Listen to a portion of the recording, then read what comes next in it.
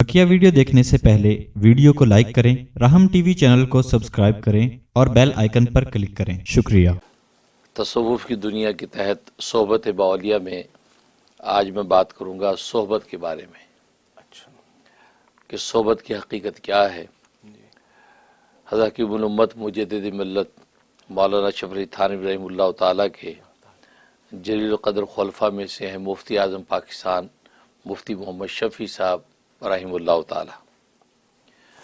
वो अपना वाक़या लिखते हैं कि मेरे दिल में एक बात आई कि जब ये शेर मैंने पढ़ा कि यक ज़माना सोहबत बाउलिया बेहतर ससाला ताद बेरिया, कि कुछ वक्त और कुछ अरसे की सोहबत जो है औलिया अल्लाह की, ये जो है वो 100 साला ऐसी इबादत जो बेरिया हो, यानी मुखलिस इबादत, उससे भी बेहतर है। तो मुफ्ती शफ़ी साहब रहमतुल्लाह अलैह फरमाते कि मुझे ये इश्काल पैदा हुआ कि शायद शायर ने इसमें मुबालगा किया है कि ज़ाहिर है कि अब 100 साल की इबादत हो और वो बेरिया हो, इखलास वाली इबादत हो, उसका अजर व सवाब और उसका मर्तबा मुकाम अल्लाह तबारक व तआला की नज़र में क्या होगा। सुभान अल्लाह। और किसी अल्लाह वाले की सोबत में चंद लम्हे बैठ गए, कुछ वक्त गुजार लिया, अब ठीक है वो बहुत बड़ी कीमती चीज़ है, लेकिन अब इतनी भी नहीं है कि 100 साल की इबादत से अफजल हो जाए। तो शायर ने आखिर ये बात कैसे कह दी कि यक ज़माना सोहबत बाउलिया बेहतर साला ताद बेरिया। तो ये इश्काल पैदा हो तो मैं ज़ाहिर अपने पीर व मुर्शद, क्योंकि हज़रत थानवी रहमतुल्लाह ताला उनके पीर व मुर्शद थे, अपने पीर व मुर्शद की खिदमत में हाजिर हुआ कि हज़रत ये एक शेर के बारे में पूछ रहा है कि ये शेर मैंने देखा है, मुझे ऐसा लगता है कि शायर ने इसमें मुबालगा किया है। फरमाया कि बताओ कौन सा शेर है। तो मैंने ये शेर पढ़ा कि यक ज़माना सोहबत बाउलिया बेहतर साला ताद बेरिया। मैंने ये शेर पढ़ा तो फरमाया कि इसमें क्या इश्काल है। कि इश्काल ये है कि 100 साल की इबादत, बेरिया इबादत, इखलास वाली इबादत, उससे भी बेहतर हो गई है किसी अल्लाह वाले के पास चंद लम्हे की सोबत। ये कैसे मुमकिन है, जबकि ठीक है अल्लाह वाले की सोबत इंसान चंद लम्हे या कुछ वक्त गुजार ले उसके पास तो बड़ी अच्छी बात है, फजीलत की बात है, लेकिन ऐसी इबादत जो 100 साल की इबादत और इखलास के साथ हो, तो इखलास का तो एक सजदा भी अगर कर लिया जाए तो नजात के लिए काफ़ी होता है। और यहाँ तो 100 साल की इबादत है, कितने हज़ारों लाखों सजदे किए इखलास वाले, तो ये कैसे मुमकिन है। उस पर फरमाया कि हज़रत हकीमुल उम्मत मुजद्दिद मिल्लत मौलाना अशरफ अली थानवी रहमतुल्लाह ताला ने फरमाया कि अगर कहो तो इस शेर को मैं पढ़ूं। कि हाँ हाँ आप बिल्कुल आप पढ़ें। अब हज़रत ने ये शेर पढ़ा, फरमाया कि यक ज़माना सोहबत बाउलिया, ये तो वही जुमला सेम। उसके बाद फरमाया बेहतर अज लख साला ताद बेरिया, कि लाखों साल की इबादत जो बेरिया उससे भी अफजल है। जी, वहाँ तो 100 साल था, यहाँ तो लाख साल बना दिया। तो फरमाया कि मैं तो ये समझता हूँ कि शायर ने जो वो कमी रखी है, शायर को यूँ कहना चाहिए था कि यक ज़माना सोहबत बाउलिया बेहतर अज सद साला नहीं, बेहतर अज लख साला ताद बेरिया। तो लाख साल की इबादत जो बेरिया हो उससे अफजल, ये कहना चाहिए। तो उस पर मुफ्ती शफ़ी साहब रहमतुल्लाह अलैह फरमाते हैं कि मैं और हैरान मैं कि हज़रत अच्छा कि इसका क्या मतलब है। मतलब ये है, असल में होता ये है कि असल में सोहबत में क्या तासीर है, वो तासीर की वजह से सोहबत को अफजल किया है। देखो इबादत जो है, इबादत वहाँ 100 साल की इबादत की है ना, और इबलीस ने कितने 100 साल इबादत की थी। एक रिवायत में आता है 6 लाख साल इबादत की थी। 6 लाख साल इबादत की, लेकिन उसकी इबादत उसको गुमराही से नहीं बचा सकी, गुमराह हो गया। अब 6 लाख साल की इबादत और गुमराह हो गया, तो इबादत का क्या नफ़ा हुआ। और आदम अलैहिस्सलातु वस्सलाम अल्लाह तबारक व तआला की क़ुर्बत और सोहबत में जन्नतों में इतने 6 लाख साल तो नहीं रहे, एक अरसा एक ज़माने तक रहे, और एक लग़ज़िश भी हो गई उनसे और ज़मीन पे आ गिरे, लेकिन वो कुछ लम्हों की जो क़ुर्बत और सोहबत अल्लाह की नसीब थी, उसकी वजह से दोबारा उस मुकाम पर पहुँच गए। کیونکہ صحبت ایک ایسی تاثیر پیدا کر دیتی ہے انسان میں کہ انسان کو اپنی انسانیت سمجھ میں آ جاتی ہے، وہ حقیقت زندگی اس پر کھل جاتی ہے اصل میں۔ سبحان اللہ۔ لہٰذا کہتا ہے اللہ والے کی صحبت میں انسان جب آتا رہتا ہے تو وہ جو حقیقت زندگی کھلتی ہے نا، وہ عبادت سے نہیں کھلتی۔ عبادت سے اللہ تبارک و تعالیٰ کا تعلق ہے، سجدے دے رہا ہے، لیکن حقیقت زندگی کا جو ایک راز ہے وہ صحبت سے کھلتا ہے۔ وہ کسی اللہ والے کی صحبت میں جب انسان بیٹھتا ہے اب کھلتا ہے، ٹھیک ہے نا۔ تو اور وہ ظاہر ہے کہ اس وجہ سے صحبت کی قیمت بڑھ گئی۔ اور دوسری وجہ یہ ہے کہ اللہ والے کی صحبتوں میں رہنے والا شخص، وہ فرمایا کہ اس کا خاتمہ ایمان پر ہوتا ہے، وہ ایمان سے محروم نہیں ہوتا۔ اس لیے صحیح بخاری کی حدیث ہے کہ جو جہاں اہل ذکر جمع ہوتے ہیں اور وہ ملائکہ کے ساتھ اللہ تبارک و تعالیٰ ساری گفتگو کرتے ہیں، تو آخر میں ایک شخص جو بیٹھا ہے، جو ان ذاکرین کے بالکل جوتیوں میں بیٹھا ہے، اور وہ ذکر کرنے نہیں آیا بلکہ وہ ذکر کرنے والوں میں سے کسی سے کوئی کام ہے اس کو، اس لیے وہاں انتظار کر رہا ہے بیٹھا۔ تو جب اللہ تبارک و تعالیٰ سب کی بخشش کرتے ہیں تو وہ جو انتظار کر رہا ہے، جو ان کی صحبت میں بیٹھا ہے صرف، حالانکہ ان میں سے نہیں ہے وہ، تو اتنی سی صحبت کی وجہ سے اللہ تبارک و تعالیٰ اس کی بھی نجات کر رہے ہیں۔ فرمایا کہ اللہ ہم الجلساء لا یشقی جلیسہم، یہ ذاکرین وہ ہیں ان کی صحبت میں بیٹھنے والا بھی آج محروم نہیں ہوگا، اس کی بھی بخشش کر دو۔ تو صحبت کا یہ فائدہ ہوتا ہے کہ صحبت کے ذریعے سے فرمایا کہ نجات یقینی ہو جاتی ہے، ایمان پر موت آتی ہے۔ فرمایا کہ یہ بہت بڑی ضمانت ہے کہ انسان کی، کیونکہ زندگی کے اعمال جو ہے نا، اعمال اس کا اعتبار نہیں ہے، خاتمے کا اعتبار ہے۔ کیونکہ ہوتا یہ ہے، اور حضرت تھانوی رحمۃ اللہ لکھتا ہے نا کہ حال کا اعتبار نہیں ہے اور معال کی خبر نہیں، ٹھیک ہے نا۔ تو مرنے کے وقت کیا ہوگا، ایمان پہ مرے گا یا نہیں۔ تو اب ابلیس نے کتنی عبادتیں کی ہیں لیکن ایمان پہ نہیں مر سکا، ظاہر ہے کوئی ابلیس ہے کہ جو وہ شیطنت پہ مرے گا۔ اور آدم علیہ السلام کو جو کچھ وقت کا گزرا وہاں جنتوں کے اندر ملائکہ کی صحبتوں میں، اس نے یہ تاثیر دکھائی کہ توبہ کے آنسو اور ندامت کے آنسو بہانے کا سلیقہ سیکھ گئے وہاں سے۔ ان آنسو نے ان کو وہاں کہاں سے کہاں پہنچا دیا، ابو الانبیاء بنا دیا۔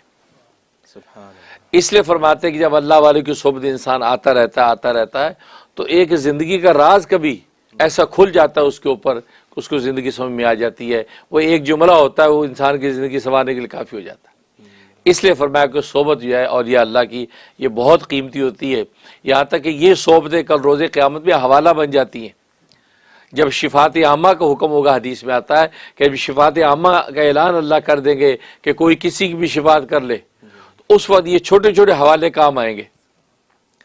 حدیث میں آتا ہے کہ جب جو اہل جہنم کو لے کے جا رہے ہوں گے اور ارد گرد اہل جنت کھڑے ہوں گے اور شفاعت عامہ کا حکم ہوگا، تو وہ ان جو جہنم والے جا رہے تو جو دائیں بائیں لوگ کھڑے ہیں ان میں سے لوگوں کو پہچان کے آوازیں دیں گے، بھائی ہیلو، مجھے پہچانا یار، میں نے فلاں ٹائم آپ کو وضو کروایا تھا۔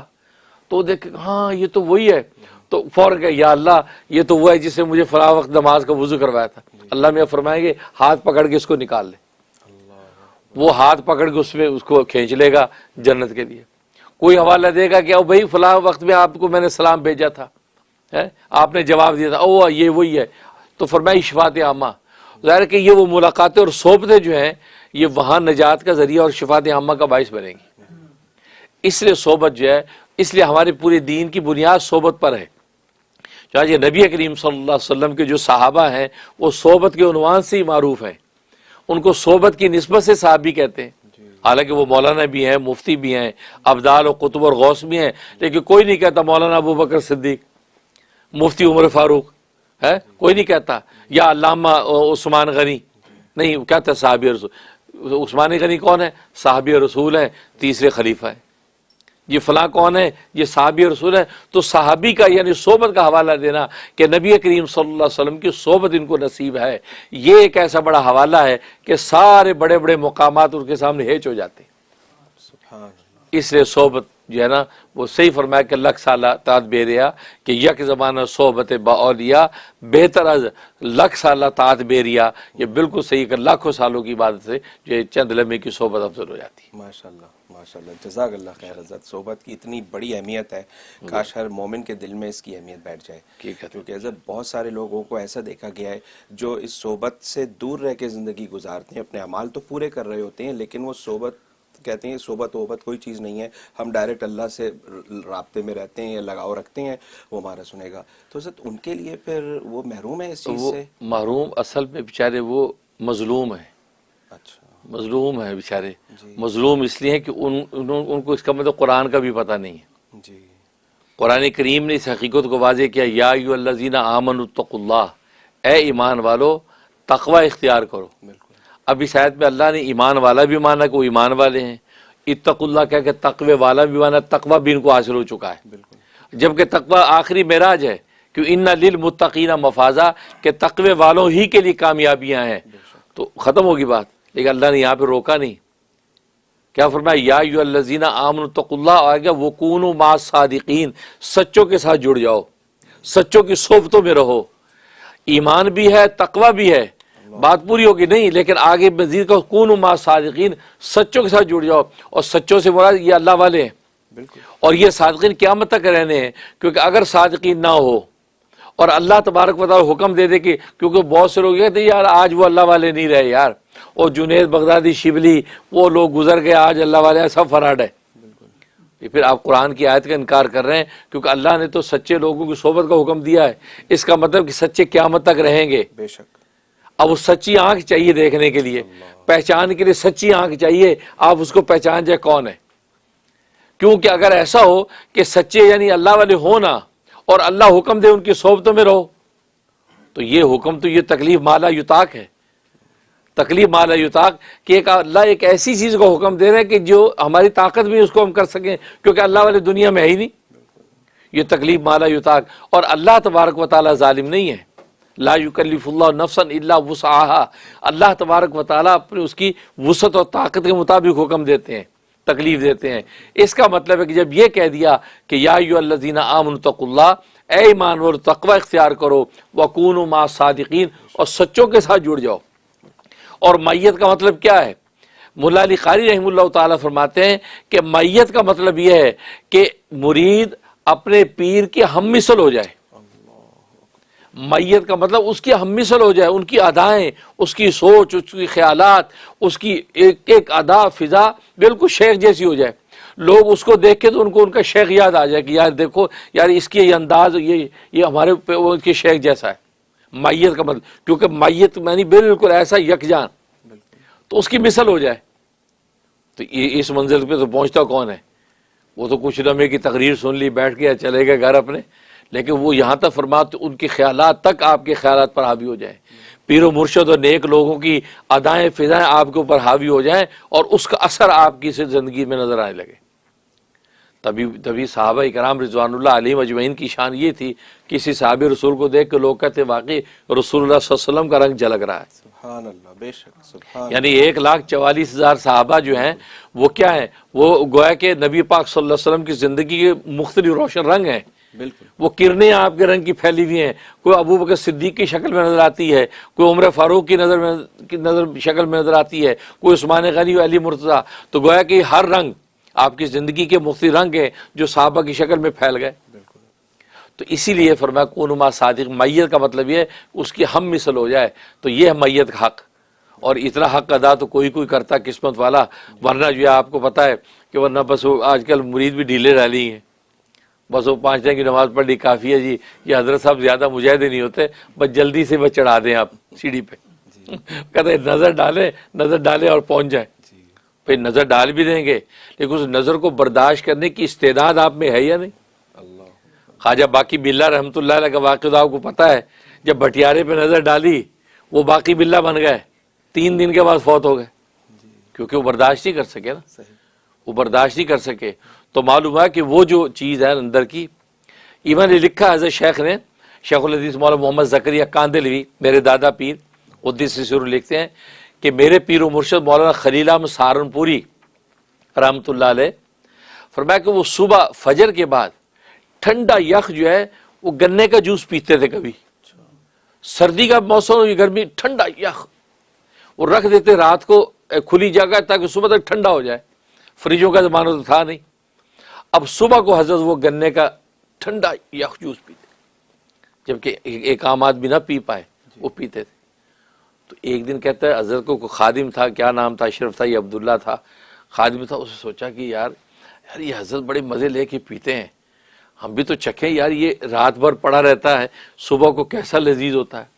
کہا تو اس میں سے انہوں نے تھوڑا سا بچا لیا اور ان صاحب نے پی لیا، وہ اتنا ٹھنڈا یخ تھا ان کو نمونیا ہو گیا، نمونیا ہو گیا، پھر 3-4 دن کے بعد نمونیا میں فوت ہو گیا۔ اب حضرت کو پتہ چلا میاں اس کو نمونیا کیوں ہو گیا، بیمار کیوں ہو گیا؟ تو کسی نے کہا حضرت وہ اصل میں وہ آپ کا جو یخ ٹھنڈا جوس ہوتا ہے نا، تو انہوں نے بھی تھوڑا سا گلاس میں نکال کے انہوں نے بھی پی لیا تھا کہ یار میں بھی ٹھنڈا پی کے دیکھو کیسا لگتا ہے۔ تو حضرت مسکرائے، فرمایا کہ میاں اسے کیا پتا اندر تو عشق الہی کی آگ لگی ہوئی ہے، جس آگ کو ٹھنڈا کرنے کے لیے پیتے ہیں، ہم تو اس آگ کو بجھانے کے لیے پیتے ہیں، اس ظالم نے ٹھنڈے سینے کے اندر ٹھنڈا جوس ڈال دیا، نمونہ ہی ہونا۔ اب دیکھو اللہ والوں، تبھی لکھا ہے بزرگوں نے کہ اللہ والوں کی جو ہے وہ افعال کی نقل نہ کرو، اقوال کی تابع داری کرو۔ افعال جو ہے وہ ان کی اپنی کسی مسلک کے تحت ہوتے ہیں، ہاں اقوال ہمارے لیے ہیں۔ اللہ والے جو آپ کو کہہ رہے ہیں یہ کرو یہ کرو یہ کرو، ہاں یہ ہم قابل اتباع ہیں، لیکن وہ فعل جو کوئی کر رہے ہیں وہ اجازت کے بغیر نہ کرو کہ حضرت آپ نے یوں کیا میں بھی کر لوں، صحیح، وہ کہا ہاں بیٹا تم بھی کر لو، ماشاءاللہ، لیکن اگر وہ کہا کہ نہیں میاں یہ میری اپنی ایک کیفیت ہے، میرا اپنا ایک حال ہے، اس کے تحت میں نے کیا، تمہیں اجازت نہیں، تمہیں وہ استعداد نہیں ہے۔ تو بات وہی ہے، تو آج بھی نظر ڈالنے کو تو تیار ہیں اللہ والے، لیکن نظر ڈالیں آگے استعداد بھی تو ہو، جب نہیں ہوگی 3 دن بعد وہ پتہ چلا کہ وہ نظر سے غائب ہے۔ اس لیے جو ہے نا تو ایسا نہ مانگیں، اس سنت طریقہ وہی ہے کہ تدریجاً سٹیپ بائی سٹیپ ترقی کریں، سٹیپ بائی سٹیپ استعداد پیدا، جیسے بچے کو اللہ تبارک و تعالیٰ پالتے ہیں، پہلے دودھ سے میدا مضبوط کرتے ہیں، پھر روٹی کا لقمہ آتا ہے، پھر قورمے بریانیوں کے قابل ہو جاتا ہے، لہذا منزل پہ پہنچتا ہے۔ اب پہلے دن سے جناب آپ اس کو روٹیاں کھلانا شروع کر دیں، میدا خراب ہو جائے گا۔ تو سنت طریقہ یہی ہے، اور سلسلہ چشتیہ صابریہ میں تو یہ سنت طریقے پر تربیت کی جاتی ہے، سٹیپ بائی سٹیپ استعداد پیدا کرتے جاتے ہیں اور اگلے منزلیں اس کو دیتے جاتے ہیں اور وہ منزل پہ پہنچ جاتے ہیں۔ ماشاءاللہ، جزاک اللہ خیر۔